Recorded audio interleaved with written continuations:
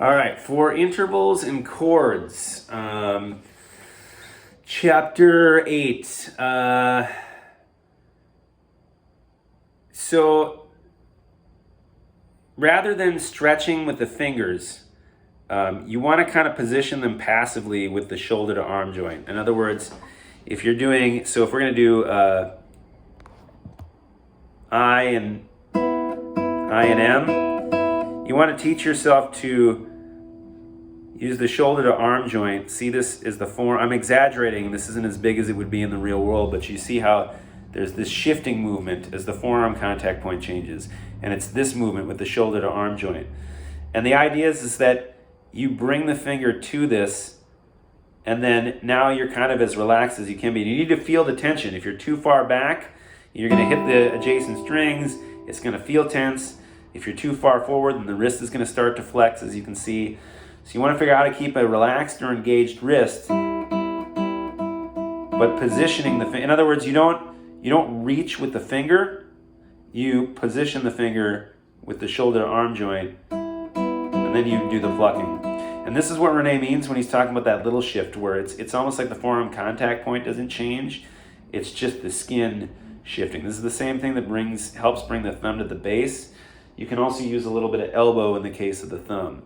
You can kind of see that both my shoulder to arm joint and my elbow joint are engaged in this, and even maybe a little bit of this rocking depending on your setup. And the combinations are going to be PI, PM,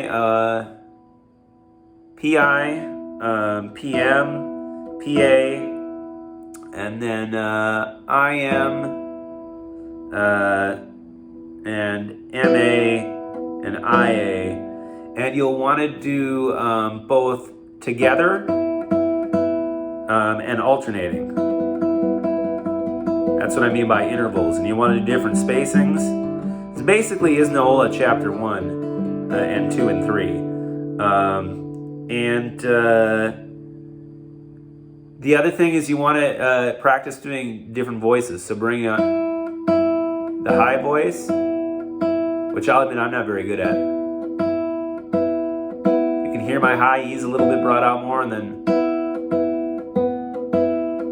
now I bring out the B string a little bit more. Rene demos this a lot better in the video, but you'll want to practice that. He obviously has greater control over that than I do at this point. And then that's pretty much it. So you have all the combinations, and then you want to do them alternating and together. So it's PI, and you want to move them down, so you'll then change the spacing, and change the spacing, and then do PM, and then PA, and then you want to do IM, and then change the spacing,